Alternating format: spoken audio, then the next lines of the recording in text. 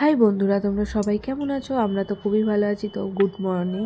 তো আজকের একটা নতুন রেসিপি নিয়ে আমি হাজির হয়েছি। আমি করছি ছোলা আলুর তরকারি। তো নিরামিষ ছোলা আলুর তরকারি কীভাবে আমি করি সেটাই আমি তোমাদের সামনে শেয়ার করব। তো প্রথমে কড়াইতে তেল দিলাম, তেলটা হালকা গরম করলাম। বলে কি হয়, বেশি গরম করলে জিরে দিলে জিরেটা সাথে সাথেই পুড়ে যায়, তো জন্য হালকা গরম করলাম। এবার তাতে জিরে আর দুটো শুকনো লঙ্কা ফোড়ন দিলাম। এবার এতে আমি দিয়ে দিলাম ধুয়ে পরিষ্কার করে সরু সরু করে কাটা আলুগুলো। এবার এই আলুগুলোকে আমি একটু বেশি ভাজা ভাজা করবো, যেহেতু নিরামিষ তরকারি আর কাঁচা আলুর একটা গন্ধ থাকে, ভাজলে সেই গন্ধটা আর থাকে না, তাই আমি একটু বেশি ভেজে নেব। তো আমার রান্নাগুলো কেমন লাগছে তোমাদের একটু কমেন্ট করে জানাবে। আর কী কী রান্না তোমরা দেখতে চাও আমাকে একটু কমেন্ট করে জানাবে, তাহলে আমি সেরকম রান্নাগুলোই তোমাদের সামনে শেয়ার করবো।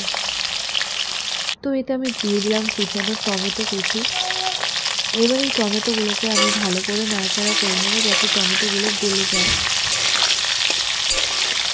আর তোমরা কোথা থেকে আমাকে দেখছো একটু কমেন্ট করে জানাবে। তো আমার টমেটোগুলোও গলে গেল। এবার এতে আমি দিয়ে দেবো কাঁচা লঙ্কা কুচি। একটু পরে আর একটু গলে তাতে আমি দিয়ে দেবো কাঁচা লঙ্কা কুচি। যেহেতু আমি ঝাল খেতে ভালোবাসি, তাই আমি কাঁচা লঙ্কাগুলোকে সরু সরু করেই কুচি দেবো, দিয়ে একটু নাড়াচাড়া করে নেবো। দেখো আলুটার একটা আলাদা কালার এসে গেছে। এবার এতে আমি দিয়ে দেবো ছোলা। এই ছোলাটা আগের দিনই ভিজিয়েছিলাম।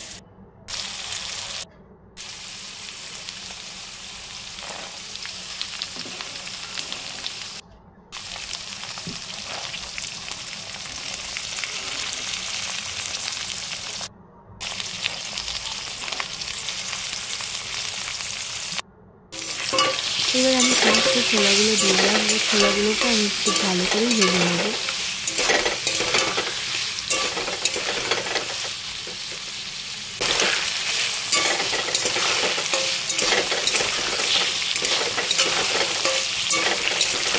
তোমরা যেমন আমার পাশে আছো সেই রকমই আমার পাশে থাকো, ভালোই লাগবে। আমি ভালো ভালো নতুন নতুন রেসিপি তোমাদের সাথে শেয়ার করব।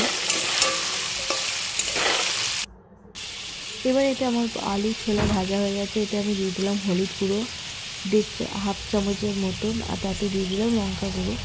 লঙ্কা গুঁড়োটা তোমাদের ঝাল অনুযায়ী দেবে, যেহেতু আমি ঝাল খেতে ভালোবাসি, তাই এতে লঙ্কা গুঁড়ো আর হলুদ গুঁড়ো দিয়ে একটু ভালো করে মিশিয়ে নেবো। এবার এতে দিয়ে দেবো আমি একটু জিরে গুঁড়ো, আর এটা দিয়ে ভালো করে মিশিয়ে নেবো, যাতে কাঁচা গন্ধটা না থাকে। ভালো করে নাড়াচাড়া করে নেবো। দেখো একটা আলাদা কালার এসে গেছে। আলুটা প্রায় সেদ্ধ হয়ে গেছে, কিন্তু তাও আরেকটু সেদ্ধর জন্য অল্প অল্প জল দিয়েছিলাম। আমি তরকারিটা একদম মাখা মাখা করবো, তাই জন্য একদম অল্প জল দিয়েছিলাম।